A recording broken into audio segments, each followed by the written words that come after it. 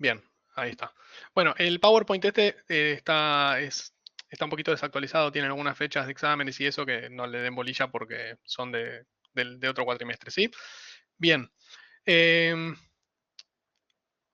Les dije, en la clase de hoy lo que vamos a hacer es ir introduciéndonos en los conceptos que después vamos a ir profundizando a lo largo de la cursada, ¿sí?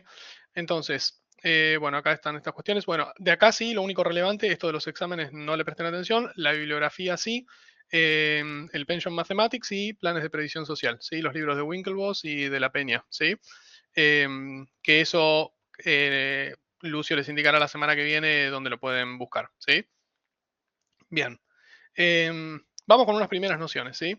Em, en Argentina hay un sistema donde, al igual que en el resto del mundo, no siempre, en realidad casi nunca, hay equilibrio, ¿sí? Em, no hay equilibrio porque las variables que vamos a estudiar justamente varían constantemente. Vamos a ver que hay tres tipos de soluciones y los libros no hablan de la resolución del problema de sistemas previsionales públicos. En realidad, los libros en lo que se centran, que es lo que nosotros vamos a estudiar principalmente en esta materia, son en los planes de pensiones eh, que se centran en los ingresos post-retiro que son ofrecidos por las empresas, ¿sí? Si bien en la clase de hoy vamos a ver un montón de conceptos, después cuando nos aboquemos más a los aspectos técnicos, nosotros nos vamos a centrar principalmente en lo que tiene que ver con planes de pensiones, ¿sí? Que son todas estas cuestiones que las empresas ofrecen a modo de planes de retiro, digamos, ¿sí?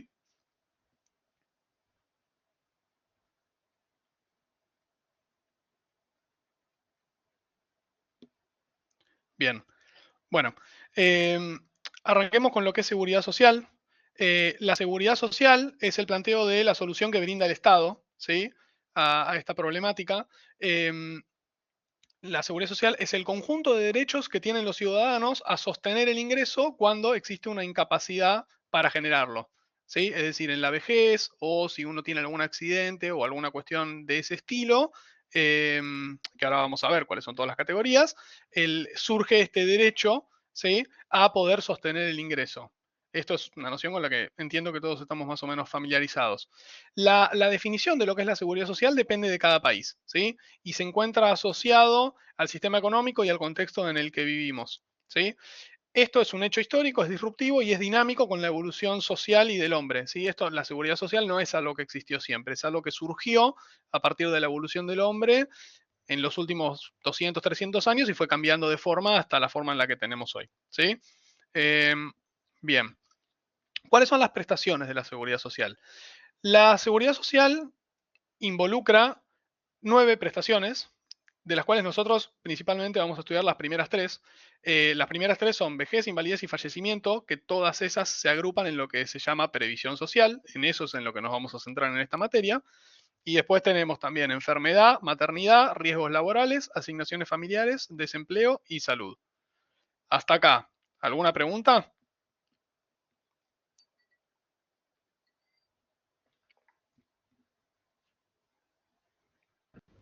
No, no.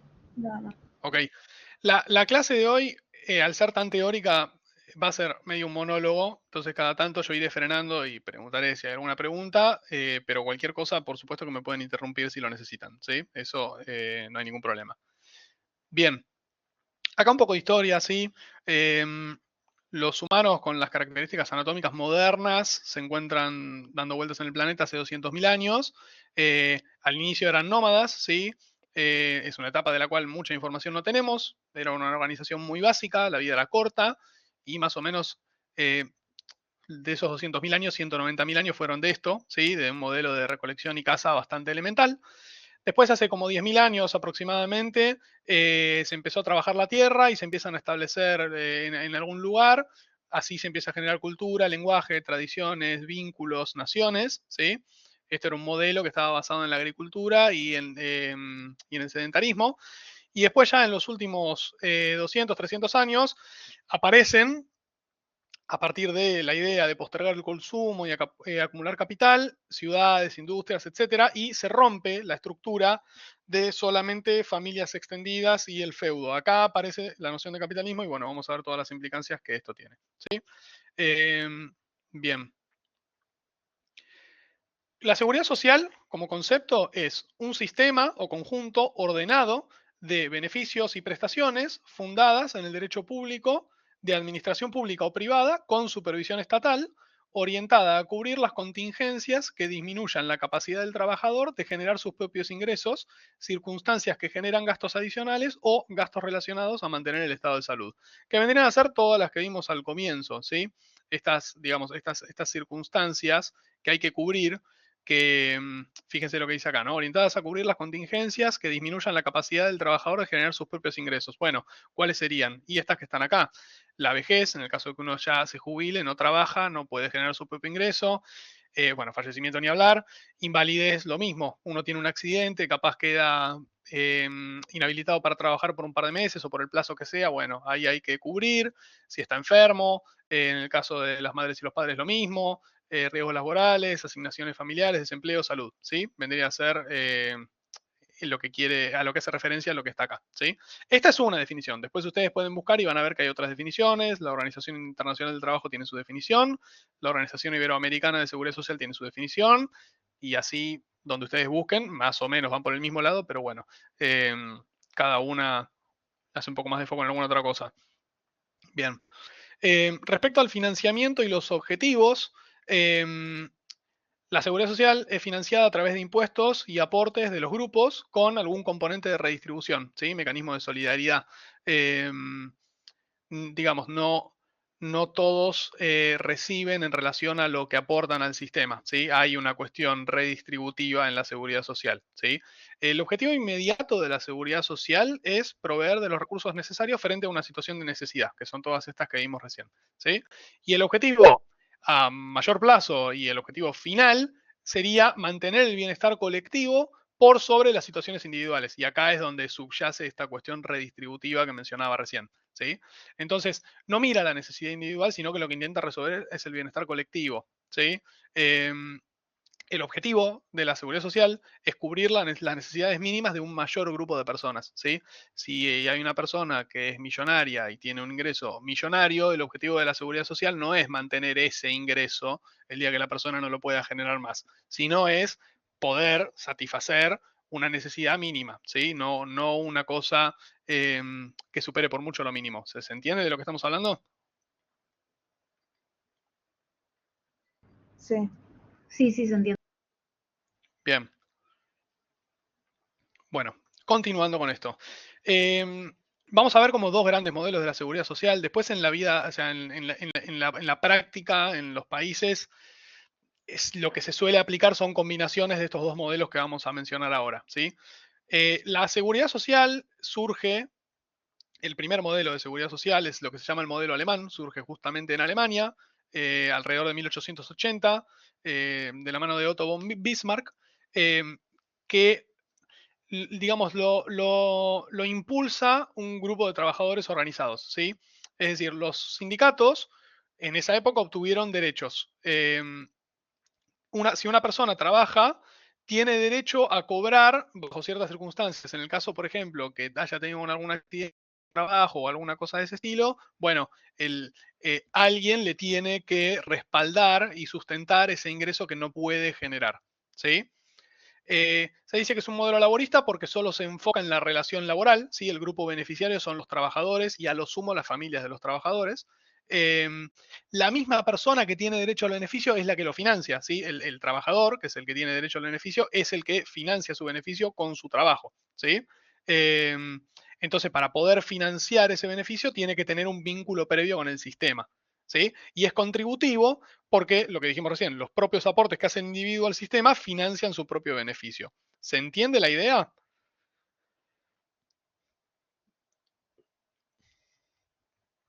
Sí, sí, se entiende. Fantástico. Bien.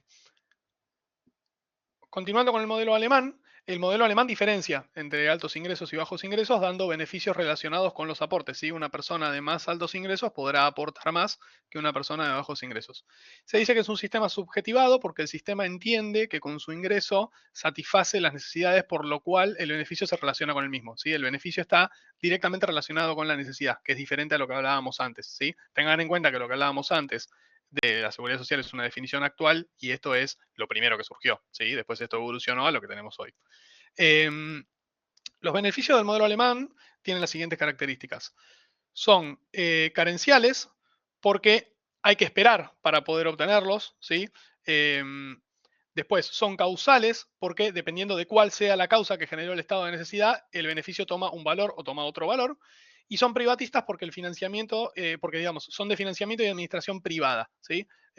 Las personas que pertenecen al sistema son las personas que lo financian, ¿sí? Y los beneficios son administrados en ciertos casos por instituciones privadas. El modelo alemán deriva del seguro social y existe un vínculo, dijimos, entre sistema, individuo, empleado y empleador, ¿sí? Una cosa que no les mencioné es que estas diapositivas después las vamos a subir, ¿sí? O sea, también por eso quizás estamos yendo, o sea, es como lo estamos charlando, no sé si no estoy dando tanto lugar capaz a que copien tanto, pero porque esto se los vamos a subir, ¿sí? Bien, y ahora pasamos al modelo inglés. De lo alemán, del modelo alemán, ¿les quedó alguna pregunta? ¿Hay alguna cosa que les haga ruido?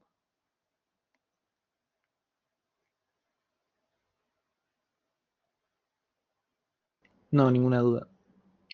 Ok, bien. Bueno, pasando al modelo inglés, el modelo inglés surge varios años después del modelo alemán, surge alrededor de 1945, impulsado como una reacción al modelo alemán, está asociado a Sir Lord Beveridge, que no me acuerdo cuál era el cargo que ocupaba en el gobierno inglés en esa época, y lo que propone es ampliar el alcance de la seguridad social, ¿sí? Porque vieron que lo que mostramos recién, el modelo alemán puro, era esto del modelo laborista, ¿sí? Estaba asociado, bueno, la gente que trabaja tiene derecho a ciertos beneficios en ciertos casos. Bueno, acá lo que se propone es ampliar eso, ¿sí? Y se cubre a un grupo de personas que antes no estaban cubiertos, o sea, que no estarían cubiertas por el modelo alemán, pero que también pueden tener necesidades e incluso quizás más importantes que aquellos que trabajan. Eso es una cuestión subjetiva, pero puede llegar a ser así. En el modelo inglés no hay existencia de un vínculo previo, ¿sí? No es contributivo. El sistema no puede ni entiende cuál es el nivel de ingreso de esa persona tampoco. Es decir, recién vimos el modelo alemán que para uno pertenecer al modelo alemán tiene que, bueno, ser un trabajador, aportar, qué sé yo. Acá no, ¿sí? No hay un vínculo previo con el sistema para tener el derecho y para poder gozar de un beneficio en caso de necesitarlo. Dijimos recién, no diferencia entre altos y bajos ingresos y además el modelo inglés se conforma de beneficios mínimos básicos para todos o beneficios orientados a aquellos con necesidades. ¿Sí? Ven que acá avanzamos un poco en el tiempo y esto, si bien es un poco más extremo, se va pareciendo un poco más a lo que hablamos al principio de la definición inicial. Bien. Volviendo acá, esto no sé si quedó bien modelo alemán. El beneficio mínimo para todos tiene gastos administrativos mucho más bajos, pero un costo mucho más alto en su conjunto. Acá dice modelo alemán, pero es inglés, esto está mal. Eso es lo que se llama beneficio universal. Y lo que se llama asistencia social es un beneficio orientado a las necesidades que tiene gastos administrativos más altos, pero un costo más bajo. ¿Sí? Bien. Y después, los beneficios del modelo inglés, así como lo vimos para el alemán, son no carenciales, porque no hay un momento inicial de una relación, que es lo que hablábamos recién. Son contingenciales, es decir, que el beneficio toma valor según el estado de la persona, independientemente de la causa que lo generó. Es decir, qué sé yo, si una persona se invalida, no importa cuál sea la causa de su invalidez, el beneficio tomará un valor por estar inválida. ¿Sí? Y después es publicista porque el financiamiento y la administración es de carácter público. ¿Sí? Se financian con rentas generales. ¿Hasta acá venimos bien? ¿Estamos yendo un poco rápido o se sigue? Si estamos yendo un poco rápido, me dicen y bajamos un cambio.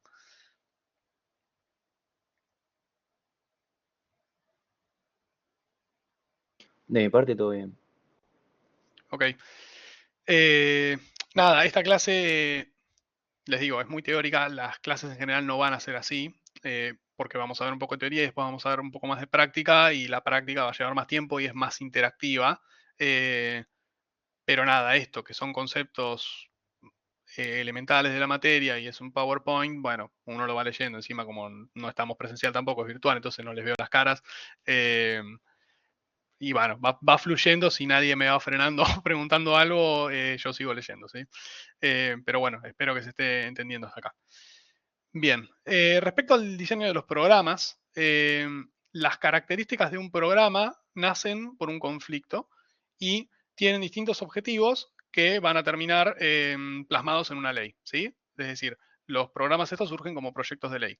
El proceso de diseño de un programa de seguridad social nace en una necesidad y termina en la sanción de una ley, ¿sí? O sea, cualquier programa de seguridad social tiene origen en que existe la necesidad para cierto grupo de brindar asistencia, ¿sí? Y cómo termina eso en una ley que se sanciona y promulga el programa en cuestión, ¿sí?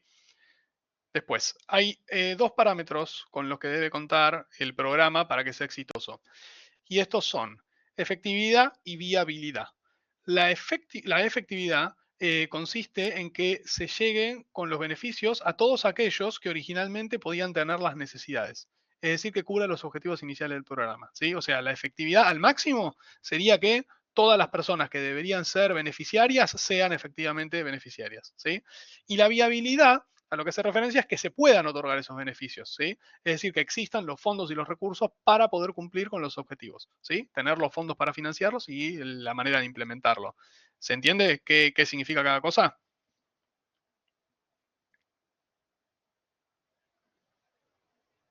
Sí, se entiende. Fantástico. Bien. Respecto a la efectividad, vamos a profundizar un poco más, ¿sí? Hay varias características para prestar la atención. Primero, el alcance, que es lo más importante para lograr la efectividad. Es decir, de nada sirve un programa perfectamente diseñado si tiene alcance a muy pocas personas, ¿sí? Eso sería un sistema malo. El alcance vendría a ser, lo que hablábamos recién también, de lograr llegar a toda la gente que haya que llegar. Después, en lo que refiere a la efectividad, está también el tema de la suficiencia cuantitativa de los beneficios, ¿sí? Es decir, que lo que se otorgue como beneficio debe alcanzar para cubrir la necesidad, ¿sí? Si el objetivo necesario es 1.000.000 y yo ofrezco 100.000, no hay suficiencia cuantitativa del beneficio, ¿sí? Después, así como está la suficiencia cuantitativa, está la suficiencia cualitativa de los beneficios, que es que deben estar cubiertas todas las contingencias que se tenga que cubrir, ¿sí? Es decir, que el programa se haga presente cuando realmente sea necesario, ¿sí? La solidaridad, que es otro de los aspectos de la efectividad, implica que los que más tienen van a financiar a los que menos tienen, de vuelta a esta cuestión redistributiva. La ecuanimidad hace referencia a que el beneficio debe responder más significativamente para aquellos que tienen una necesidad real, y la seguridad jurídica habla de que todo eso tiene que estar amparado y regulado por una ley que se aplique correctamente, ¿sí? Y después, en lo que tiene que ver con la viabilidad, tenemos que el programa tiene que ser obligatorio, ¿sí? Es el atributo principal de la viabilidad. Los aportantes están obligados por ley a hacerlos, no hay opción acá, ¿sí? El concepto de equivalencia actuarial y de equilibrio financiero es una equidad a nivel individual y es una equivalencia actuarial agregada a nivel sistema. Es decir, esto llevado al extremo tendría que ver con que el valor actual actuarial de lo que uno recauda y espera recaudar tiene que ser igual al valor actual actuarial de las prestaciones que prevé brindar. ¿Se entiende?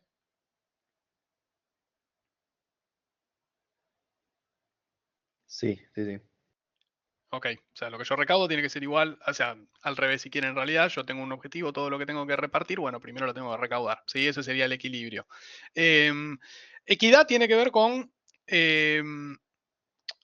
obtener como beneficio lo que uno aportó, ¿sí? Y esto, fíjense que se opone a la idea de la solidaridad que veíamos recién cuando vimos acá en la efectividad. Vieron que hablamos de solidaridad dentro de los...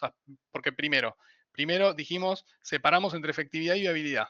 Dentro de efectividad, uno de los aspectos que tenemos es solidaridad, es decir, toda esta idea redistributiva que veníamos hablando, pero en la viabilidad, parte de la viabilidad es la equidad del beneficio. Es decir, que uno obtenga y reciba en base a lo que aportó, ¿sí? Vamos a ver que acá ocurre bastante, que hay objetivos contrapuestos, ¿sí? Después unicidad, el programa tiene que ser único, ¿sí? Porque si yo segmento, o sea, si yo diferencio entre diferentes grupos que pueda tener, eh, se pierde la solidaridad, ¿sí? Entonces esto también choca con la idea de la equidad. Transparencia y comunicación. La transparencia y la comunicación debe estar bien delimitada, ¿sí? Todo tiene que estar comunicado de forma sencilla para que lo pueda entender cualquiera que tenga el derecho y que quede claro quién tiene derecho a qué y quién no, ¿sí? Y cuáles son los derechos que se tienen. Atractividad. El programa tiene que ser atractivo porque si no es atractivo, la recaudación probablemente no va a ser muy exitosa, ¿sí? Y seguridad jurídica, igual que antes, pretendemos, por supuesto, que la ley se cumpla, ¿sí? Esto es todo lo que tiene que ver con lo introductorio de seguridad social. Esto hasta acá estamos bien.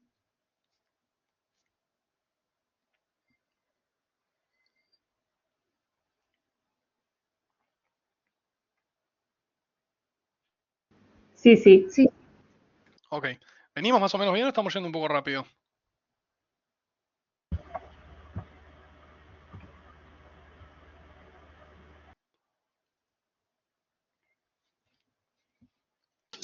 No, venimos bien. Ok. La clase de hoy probablemente sea bastante corta porque les digo, es nada teórico y es más lectura y si ustedes no tienen ningún problema con los conceptos que fuimos viendo, entonces hoy no va a haber mucho más para hacer. Ya a partir de la clase que viene y la que sigue y todas las demás, cuando empecemos a meternos más a fondo con algunas cosas y a incorporar también aspectos prácticos, las clases en general creo que van a durar alrededor de 3 horas, ¿sí? Dependerá de la clase, del tema y del día, pero más o menos suele ser así. Bien, vamos con lo que es previsión social, ¿sí? La previsión social, recuerden que lo vimos acá al principio de todo, cuando hablamos de las prestaciones, dijimos que previsión social abarcaba vejez, invalidez y fallecimiento, que son las que nosotros vamos a estudiar más a fondo en la materia, ¿sí? Entonces, previsión social. La previsión social se diferencia de todos los demás beneficios porque son beneficios diferidos, ¿sí? Diferidos implica que desde que uno empieza a aportar o a poder percibirlos hasta que los percibe, hay un periodo, ¿sí? Justamente de diferimiento. Fíjense que los demás, o sea, enfermedad, maternidad, riesgos laborales, asignaciones familiares, desempleo y salud, no son diferidos, son inmediatos. Me enfermo, necesito ahora. Me quedo sin empleo, necesito ahora, etcétera. Maternidad, lo mismo. En cambio acá, vejez, invalidez, fallecimiento, bueno, vejez va a ser cuando yo me jubile. Fallecimiento también cuando yo fallezca. E invalidez lo mismo, en el momento en el que me invalide, en algún momento del futuro. ¿Sí? Por eso son diferidos. De los tres beneficios estos, invalidez, vejez y fallecimiento, la invalidez y el fallecimiento son beneficios contingenciales y no son habituales o clarificables.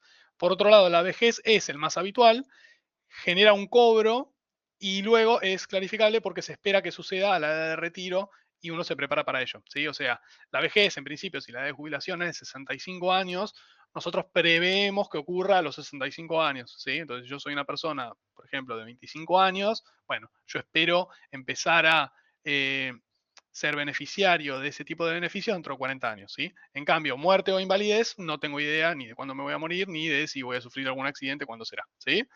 Eso es a lo que hace referencia acá arriba. Acá, bueno, en las slides hay algunas preguntas de estas. Después cuando las subamos, véanlas tranquilos y reflexionenlas. Siguiendo con esto, el sistema previsional paga por estos tres beneficios, pero por su contingencialidad, el fallecimiento y la invalidez son tratados más como un seguro que cubre dicho evento, ¿sí? Similar a la lógica que hay en seguros personales, ¿sí? Esto, de nuevo, lo vamos a ver cuando empecemos a ver las cuestiones más técnicas de la materia. Hoy no lo vamos a profundizar tanto, pero está bueno ir mencionándolo. Bien. ¿Cómo surge el problema de la vejez? Bueno, el problema de la vejez radica en la asincronía entre la capacidad laboral y la vida, ¿sí? solo durante una etapa generamos ingresos, pero durante toda la vida, desde que nacemos hasta que nos morimos, consumimos, ¿sí?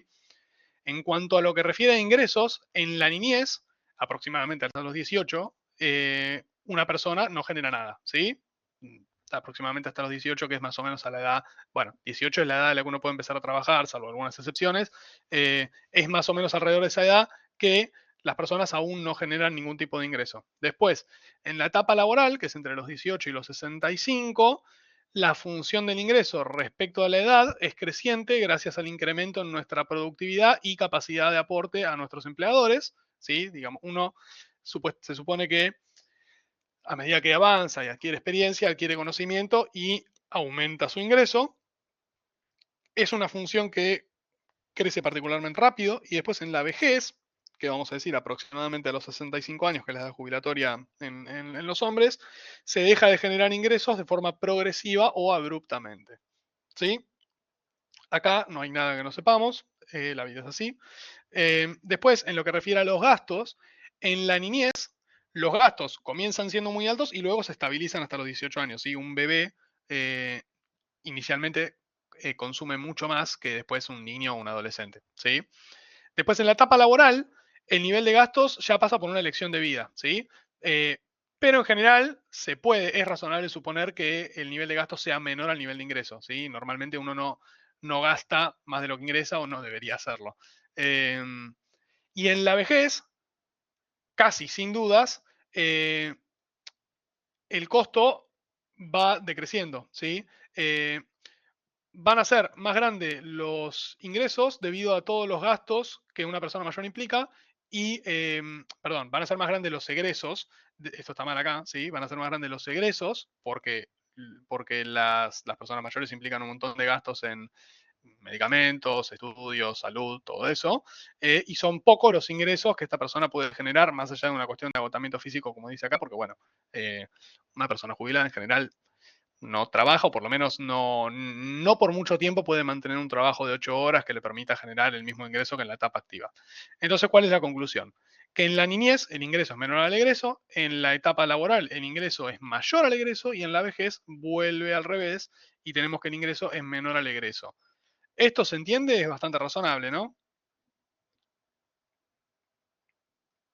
Sí, sí, perfecto. Bien. ¿Qué otras cuestiones tenemos para hablar en lo que respecta al origen del problema de la vejez? Hay necesidades inducidas, ¿sí? Las necesidades que una persona afronta no son inherentes a la persona, sino que son propias del momento histórico y del país. Las necesidades nacen independientemente de la clase social en la que se encuentre la persona. Y además hay una motivación para diferir el consumo. Si a una persona no se le da una motivación impuesta por el Estado, es probable que no difiera el consumo. ¿Sí? El Estado impone que, sea cual sea el ingreso, se debe diferir una parte del ingreso en la etapa laboral para consumirlo una vez que no se tengan más ingresos. ¿Sí? Porque por más que exista la seguridad social y las jubilaciones y todo eso, es recomendable que además uno mismo pueda constituir de algún modo algo de ahorro para cuando llegue el momento en el que ya no genere ingresos. ¿Sí?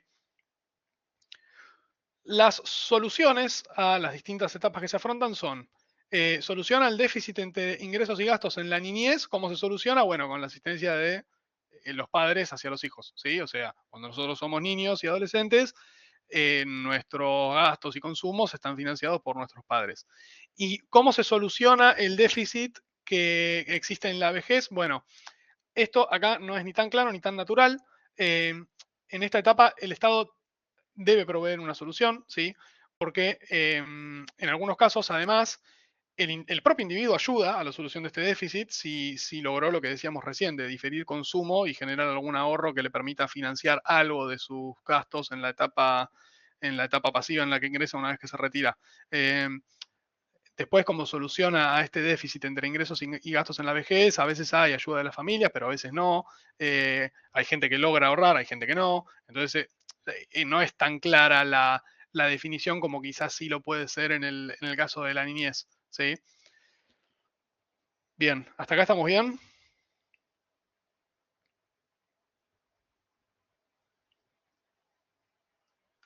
Sí, sí, perfecto.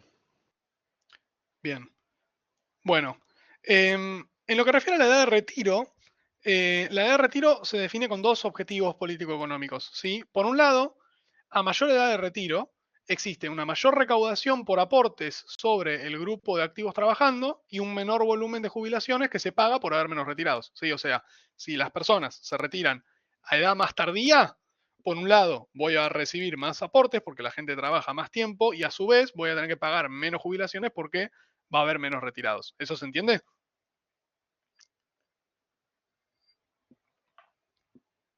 Sí, se entiende. Bien, ahora, ¿qué pasa? A mayor edad de retiro, también tengo menos puestos de trabajo que se liberan por personas jubilándose, porque imagínense que si en lugar de la edad de retiro ser 65 fuera 70, bueno, todas las personas van a trabajar 5 años más, entonces tengo menos puestos de trabajo y más difícil va a ser la entrada al mercado laboral de los jóvenes, ¿sí? Entonces, esto es algo que se contrapone y se limita entre sí, pero hay que encontrar la manera de definir una edad de jubilación única y obligatoria, ¿sí? Porque si no el sistema no funciona. Bien. Altura de las curvas en la etapa superavitaria hace referencia a el peso del ingreso cuando en la edad activa, ¿sí? Entre los 18 y los 65 más o menos, que es cuando uno trabaja y genera ingreso. ¿De qué depende la altura de la curva de ingreso? Bueno, de la economía del país, ¿sí? Tiene que ver con cuántos bienes y servicios se producen en el país y cuál es la productividad. El factor trabajo, ¿sí? Tanto la economía del país como el factor trabajo son agregadas, ¿sí? Las curvas que se generan desde ellos son un promedio del país, estas son cuestiones macroeconómicas. Después, distribución del ingreso. A nivel individual, no siempre el equilibrio se puede ver. La distribución del ingreso genera los casos particulares en los que, según cómo sea esta distribución en el país, más personas tendrán su ingreso por encima de la curva, por encima del gasto o viceversa, ¿sí? Y a mejor distribución del ingreso, más casos de superávit y equilibrio habrá individualmente, ¿sí? Es decir, las curvas son un promedio, ¿no? Capaz uno tiene muchas personas con una curva de ingreso baja y pocas personas, pero con una curva de ingreso muy alta. Entonces eso hace que la mayor parte de la gente esté por debajo de la curva de ingreso promedio y poca gente por arriba. En cambio, si el ingreso está bien distribuido o mejor distribuido, la gente va a haber más gente que esté por encima de esa curva. ¿Se entiende?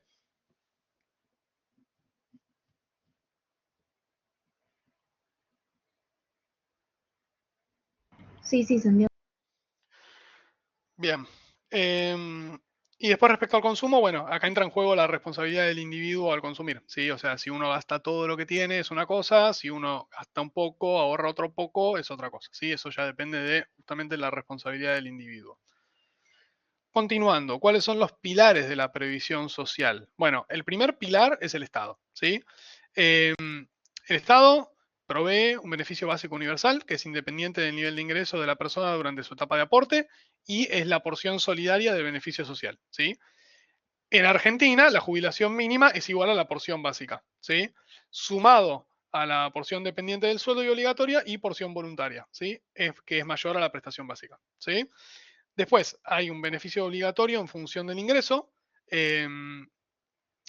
La tasa de reemplazo no es del 100%, sino que hay un máximo. La tasa de reemplazo hace referencia a qué proporción de tu ingreso se va a mantener cuando estés jubilado, ¿sí? O sea, si yo cobro 2 millones de pesos, si la tasa de reemplazo es 100%, significa que yo cuando me jubile voy a seguir cobrando 2 millones de pesos, ¿sí? Si la tasa de reemplazo es 75%, cobraré 1,5 millones.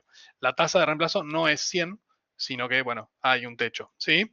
Y además están los beneficios voluntarios que surgen de un aporte en exceso a lo obligatorio y depende de la decisión del participante. O sea, si uno desea aportar por encima de lo que está obligado, puede hacerlo. ¿Sí? ¿Hasta acá estamos bien?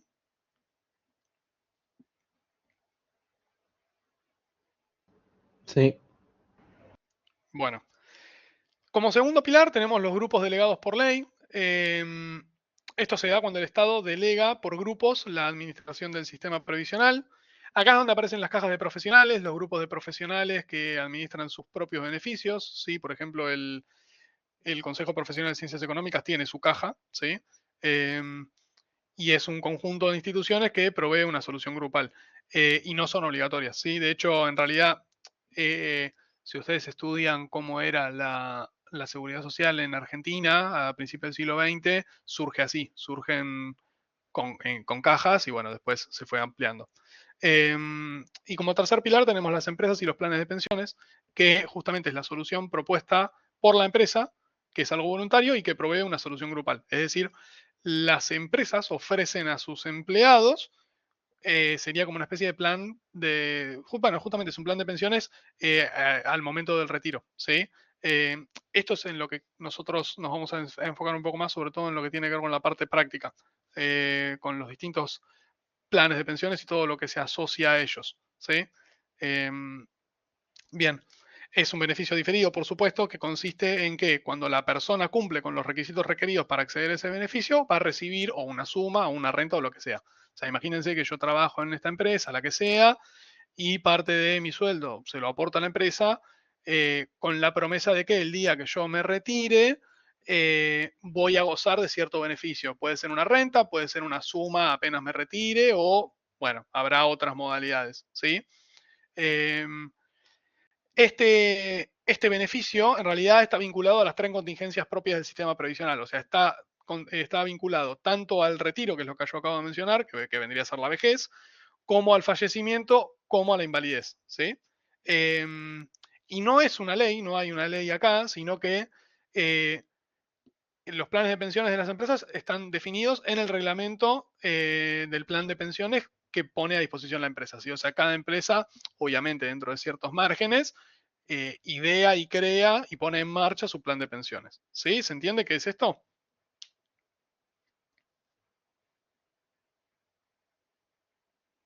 Sí, sí.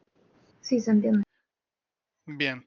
Y por último, el cuarto pilar viene de la mano de las iniciativas del individuo, ¿sí? O sea, no es obligatorio, pero puede estar más o menos formalizado.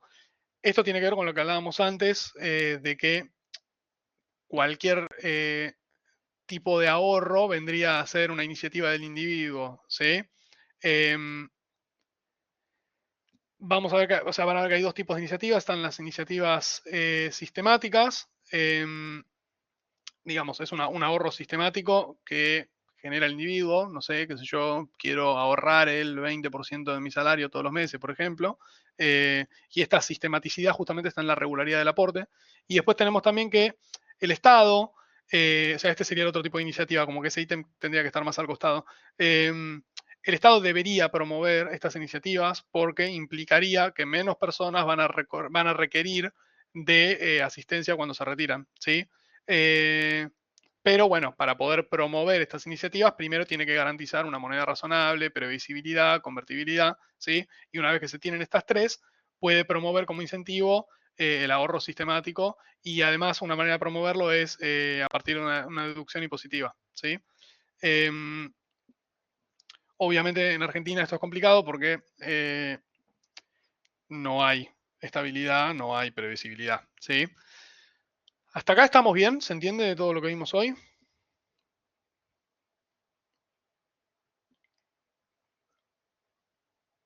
Sí, Sí, se perfecto. entendió todo. Ok.